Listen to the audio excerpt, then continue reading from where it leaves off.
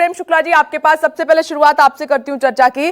Sir, अब क्योंकि जिस तरीके से सरकार का फैसला था, अनुच्छेद 370 वहां से हटा, अब ये अलगाववादी नेता एक एक करके फिर से इकट्ठा हो रहे हैं तकरीबन 14-15 महीने बाद। वहां पर शांति चाहते हैं लोग, विकास चाहते हैं। अब जिस तरीके से ये बैठक होने जा रही है एजेंडा सेट होने के लिए, क्या कहेंगे आप इस पर?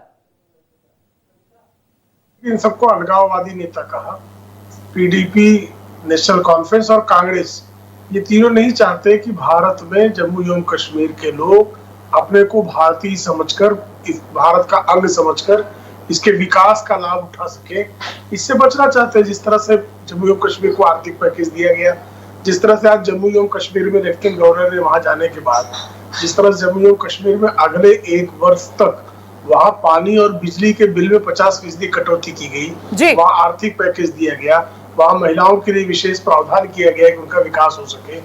ऐसे में जिनको पता है कि अब विकास की राजनीति के कारण वो हाशिए पर चले गए हैं, उनका कोई राजनीतिक जमीन शेष नहीं है, तो अपनी राजनीतिक जमीन पाने के लिए लोगों में अलगाववाद का सुर साधने का प्रयास चल रहा है, लेकिन उनको सफलता नहीं मिलेगी। वो अलगाववाद का सुर साधते रहे, लेकिन अब जम्मू एवं कश्मीर की जनता, जो लोग कहा करते थे कि अनुच्छेद 370 संशोधित कर दिया गया तो जम्मू एवं कश्मीर में कोई भी भारत का तिरंगा उठाने वाला नहीं बचेगा, अब उनको पता है कि 14 महीने के बीच इसका कार्यकाल में उन्होंने देखा कि किस तरह से लोग जम्मू एवं कश्मीर में तिरंगा फहरा रहे, गांव-गांव में तिरंगा फहराया गया।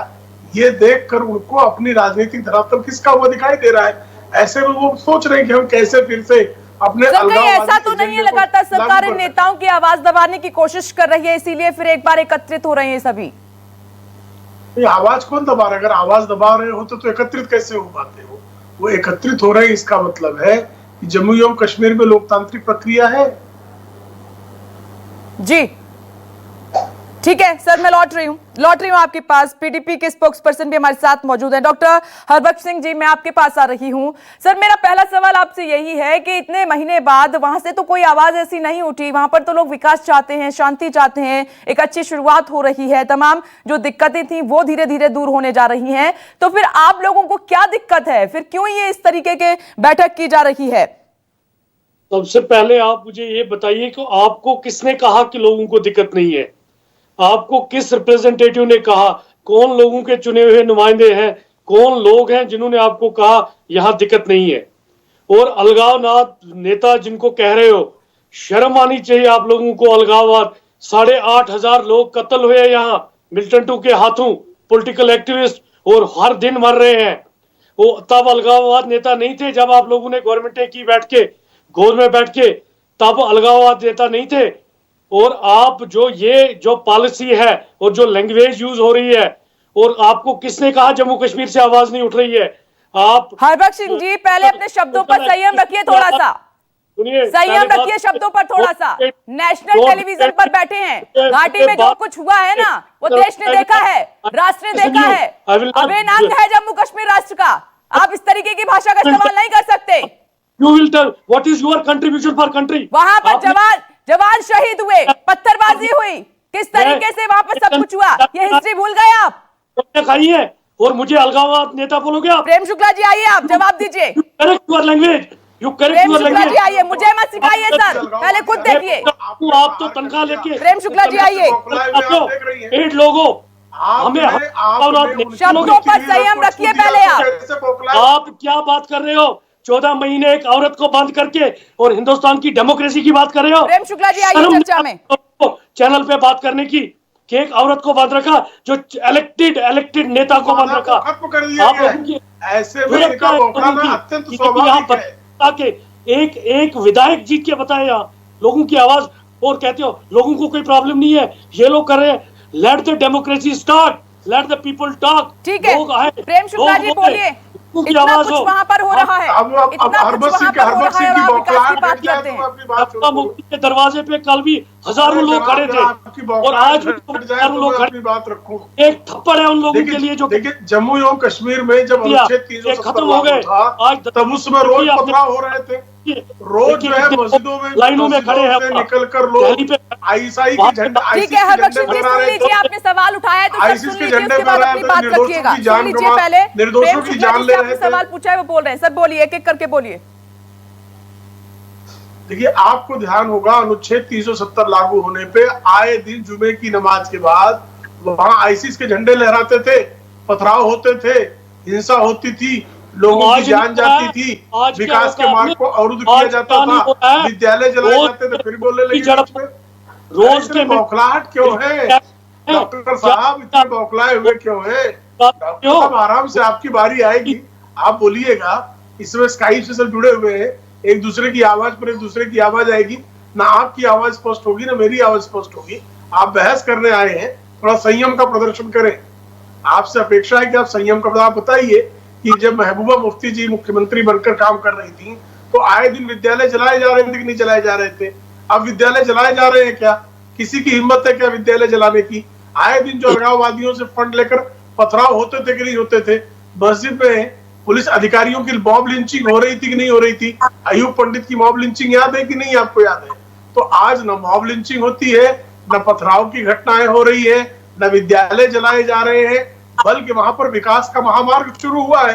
अब वहां पर जब जनता को विकास का महामार्ग, विकास का स्वाद चख रही वहां की जनता, वैसे में आपको फिर अपने जिस शब्द का प्रयोग किया यहाँ पर एंकर महोदया ने और जिससे आप बौखला गए, क्या ये अलगाववादी एजेंडा नहीं था आपका? विद्यालयों को जला कर क्या आप लोगों का विकास कर रहे थे? विद्यालयों को जलाने वालों का समर्थन करके क्या आप विकास कर रहे थे? विकास का यही मार्ग था कि छोटे सामान्य लोगों के बच्चे जो हैं वो विद्यालयों में नहीं जा सके, और जो अलगाववादियों के नेता हैं उनके बच्चे विदेशों में जाकर शिक्षा ग्रहण करें, सारी सुख सुविधाएं ले वो, और सामान्य लोगों को जो है जो बुनियादी सुविधाएं वो भी बोलिए, जवाब है आपके पास? कोई जवाब है आपके पास? इसीलिए मैंने कहा था कि शब्दों पर संयम रखिए और जरा इतिहास को याद कीजिए। ये गवर्नमेंट में थे, ये पार्ट ऑफ गवर्नमेंट थे, ये हर चीज के हिस्सेदार थे, और ये अपनी जो आज इंडिया में हर जगह मॉब लिंचिंग मुसलमानों की हो रही है वो कौन करवा रहा है? जो दिल्ली में दंगे हुए वो किसने करवाए? जो गुजरात में दंगे हुए वो किसने करवाए? वो किस भी ये अलगाववादी है कि हम हैं? हमारे 8,500 एक्टिविस्ट कत्ल हुए मिल्टन टू के हाथों, इनके कितने लोग मारे गए? बात करें। हम अलगाववादी को तो फंड देने आप जा रहे थे साहब, गोलियां खाई, आज भी आतंकवादियों का विरोध भी करते हैं और आतंकवादियों से गलबैयां भी करते हैं। अलगाववादी बोलेंगे, आतंकवादियों से गलबैयां करने के बाद आतंकवादियों की लोग साइड करेंगे। आने वाला वक्त बताएगा, जम्मू कश्मीर का एक एक आदमी बताएगा कि उनकी मंशा क्या है, क्या चाहते हैं। ये कोई पॉलिटिकल एजेंडा नहीं है, ना हम इलेक्शन जा रहे हैं। आप नहीं घबराओ, ये कोई इलेक्शन ठीक है सर, देश की जितनी भी जनता है वो ये सब अलगाववाद नहीं चाहती है, वो शांति चाहती है, विकास चाहती है, शिक्षा चाहती है, रोजगार चाहती है, बस इतना सा उनका मकसद होता है। लेकिन हम देखते हैं कि जिन राजनेताओं की राजनीति नहीं चमकती, फिर उस तरीके से एजेंडा सेट करते हैं माहौल खराब करने के लिए। मैं लौटूंगी आपके पास, के सिन्हा सर, मुझे आपके पास आना होगा। सर, किस तरीके से देख रहे हैं कि अनुच्छेद 370 हटा, विकास की बात हुई, शांति की बात हो रही है, वहां की आवाम की जुबानी आपने कहीं सुना कुछ इस तरीके से विरोध के सुर, या कुछ ऐसा कहा गया हो कि हमारी आवाज को दबाया जा रहा है, हमें दबाया जा रहा है? अब ये तमाम जो नेता हैं वो एकत्रित होकर ये बैठक करने जा रहे हैं अनुच्छेद 370 को लेकर। देखिए, 14 महीने से ज्यादा समय हो चुका है और जम्मू एंड कश्मीर की पूरी परिस्थिति ही बदल गई है जी। आज के दिन में देखिए, जो आंतरिक दृष्टि से देखें और बाहर सामरिक बात मैं करता हूं, सामरिक तरीके से दो ही देश, एक है पाकिस्तान और चाइना। और देखिए, जब फारूक अब्दुल्ला कहते हैं 2 दिन पहले कि हम चाइना के मदद लेकर के 370 लाएंगे, तो ये जो चीजें हैं ये खुल के आनी चाहिए। और बहुत अच्छा है, फारूक अब्दुल्ला के छुड़े हुए मार्च में छुट गए थे ये लोग, 2 बाप बेटे था। इन्होंने अगस्त में भी ट्राई किया था, ये जो गुप्ता डिक्लेरेशन के ऊपर में एक रिस्पॉन्स नहीं मिला। देखिए, पब्लिक ओपिनियन पूरी चेंज कर गई है, ये लोग एब्सोल्युटली कंडम्ड हो चुके हैं, इनका कोई अस्तित्व नहीं बचा। हमें, क्योंकि हम डेमोक्रेसी के अंदर में है, भारत की परिस्थिति ऐसी है कि हम 2 फ्रंट वॉर में लड़ने के लिए तैयार हैं और अच्छी तरह कर रहे हैं। अभी जरूरत है कि इन लोगों को, जो स्टंट फोर्सेस हैं, इनको पूरी तरह एक्सपोज करके आप, क्योंकि इस तरह से आप देखेंगी आज महबूबा मुफ्ती क्या बोलेंगी, ये चाइना और पाकिस्तान का सहारा लेंगी। ये तो कहते कि खुद की नदियां बह जाएंगी, मेरा ये आपके चैनल में मैंने बताया था कि 5 गाड़ियां नहीं जलेंगी जब आप 370 हटा देंगे या आप उसके स्टेटस को बदल देंगे। इनके 4 डिमांड्स हैं। Restoration of article 370 and 35A, कहते हैं कंस्टिट्यूशन ऑफ J&K बैक लाएंगे, बोलते हैं रेस्टोरेशन ऑफ स्टेट। ऑफकोर्स मैं भी मानता हूं कि रेस्टोरेशन ऑफ स्टेट होनी चाहिए Jammu and Kashmir union territory से, और मेरे ख्याल से लोग वचनबद्ध हैं और मुझे बहुत उम्मीद है कि जो हम 23-24 बिल्कुल सर, यही मकसद है, राष्ट्र का यही मकसद है, तमाम जनता भी यही चाहती है कि ये सब अब दूर हो, जो पत्थरबाजी हो चुकी है। कईयों के अलगाववादी नेता ऐसे हैं, उनके बच्चे विदेश में पढ़ रहे हैं और वहां की गरीब आवाम के बच्चों से पत्थर फिकवाए जाते हैं। ये हकीकत भी किसी से छिपी नहीं है। मैं आपके पास आ रही हूं, अहमद अयाज सर, बोलिए सर, क्या कहना है आपका?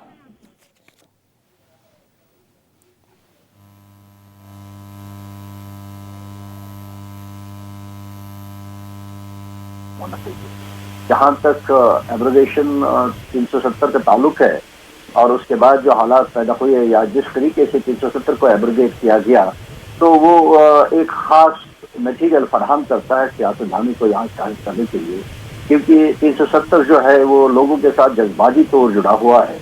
और जिस तरीके से 370 को 4 अगस्त और 5 अगस्त की रात को 5 अगस्त को एब्रोगेट किया गया, सारे लोगों को बंद करके, लीडर्स को जेल में डाल के या सारा कम्युनिकेशन बंद करके, वो एक मटेरियल फराहम करता है सियासत करने के लिए। और सियासतदानों को क्या चाहिए?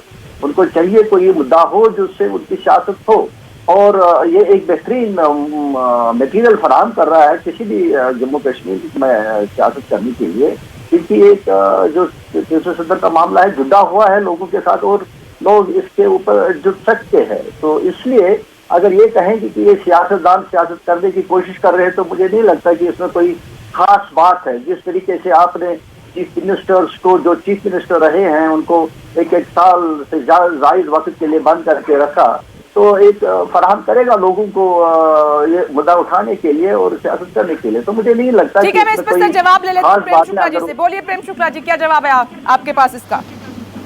देखिए, वहां पर सियासतदान सियासत करें, किसी को कोई आपत्ति नहीं है। लोकतांत्रिक प्रक्रिया में, संवैधानिक प्रक्रिया में अगर कोई किसी प्रकार का अपनी बात रखना चाहता रख सकता है। वो भाई, आप प्लेबिसाइड फ्रंट बनाकर बैठे थे ना 1950 और 60 के दशक में, और 12 साल तक शेख अब्दुल्ला को जेल में कांग्रेस की सरकारों ने रखा था। प्लेबिसाइड से आप पीछे हटे ना। अनुच्छेद 370 ये टेम्पररी था और वो 70 वर्षों तक कायम रहा, यही बड़ी बात है। तो जब अनुच्छेद 370 की आवश्यकताएं समाप्त हो गई, वो संवैधानिक मार्ग से अनुच्छेद 370 संशोधित हो गया है। अब उसके संशोधन, अभी बीच में क्यों बोल रहे हैं भाई? मैं आपको बहुत धैर्य से सुन रहा हूँ, धैर्य रखिए, आपकी बारी आएगी फिर बात रखिएगा अपनी, आपकी बारी आएगी फिर बात रखिएगा। इतना व्यग्र होने की आवश्यकता नहीं है। तो अनुच्छेद 370 संशोधित हुआ, जो भारत के संविधान के अनुकूल हुआ है उसमें संशोधन, और उससे निश्चित तौर पर जम्मू एवं कश्मीर के सामान्य जनों के जीवन को लाभ हुआ। 14 लाख अहमद अयाज साहब कह रहे हैं कि आपने इन पूर्व मुख्यमंत्रियों को, इतने बड़े नेताओं को इतने दिन बंधक बनाकर रखा, क्या ये जायज था? क्या इसके पीछे ये मकसद था कि नेताओं की आवाज दबाई जाए, ये कुछ बोल ना पाए? देखिए, वहां की जनता की आवाज तो बुलंद थी। जो लोग अलगाववाद की आग लगाकर जो कह रहे थे कि अनुच्छेद 370 संशोधित होगा तो जम्मू एवं कश्मीर भारत से अलग हो जाएगा, जो लोग कह रहे थे खून की नदियां बह जाएंगी, जो लोग कह रहे थे कोई तिरंगा उठाने वाला नहीं बचेगा, जो हिंसा का आह्वान करने वाले लोग हैं, उन पर जो है कार्रवाई करना ये तो बहुत सामान्य है। अगर आप जो है शेख अब्दुल्ला को 12 वर्षों तक सतत 1953 से लेके 1965 तक जेल में क्यों रखा गया? क्योंकि वो पाकिस्तान से मिलकर जो है भारत के खिलाफ वो कुचक्र रच रहे थे और जम्मू एवं कश्मीर को तोड़ने का प्रयास चल रहा था। तो अगर कोई भी जम्मू एवं कश्मीर को भारत से तोड़ने के कुकर्म में शामिल होगा, उसके खिलाफ कार्रवाई करना ये भारत का जी, छोटा सा रिएक्शन आपका चाहूंगी इस पर। बोलिए सर, क्या तकलीफ है आप लोगों को? क्यों विरोध? जनता तो शांति चाहती है। पिछले 14 महीने से कोई भी आवाज ऐसी सामने निकल कर नहीं आई कि जनता ने विरोध किया हो। 6 महीने तक, madam please as a journalist बात कीजिए। 6 महीने तक पूरे जम्मू कश्मीर। अरे सर, मुझे मत सिखाइए पत्रकारिता। आप सिखाएंगे क्या मुझे? नहीं, आप सिखाएंगे क्या मुझे पत्रकारिता कैसे करनी है, क्या पूछना है? नहीं, आप शब्द अपने मेरे मुंह में डालेंगे क्या? या तो आपके पास जवाब नहीं है? आप सवाल का शांति से जवाब देना नहीं चाहते हैं। जवाब ठीक है, सुनना वक्त की चाहते कमी है सर, वक्त की कमी है, मुझे चर्चा को यही विराम देना होगा। आप सभी का बहुत बहुत शुक्रिया। देखिए, आज की बड़ी खबर यही है कि ये तमाम जो पार्टियां हैं, पीडीपी की बात करें, महबूबा मुफ्ती की बात करें, उमर अब्दुल्ला की बात करें, फारूक अब्दुल्ला की बात करें, और तमाम जो नेता हैं वो एकत्रित हो रहे हैं। जिस तरीके से अनुच्छेद 370 को लेकर उन्होंने विरोध किया था, अब इस बैठक में क्या एजेंडा सेट होता है ये देखना होगा। इस पर लगातार हमारी नजर बनी रहेगी। नमस्कार, मैं हूं मानक गुप्ता। अगर आपको हमारा ये वीडियो पसंद आया हो तो इसे लाइक और शेयर जरूर करें, और हां, हमें सब्सक्राइब और फॉलो करना ना भूलें ताकि आप देश और दुनिया की कोई खबर मिस ना करें। तो जुड़े रहिए हमारे साथ और देखते रहिए News 24।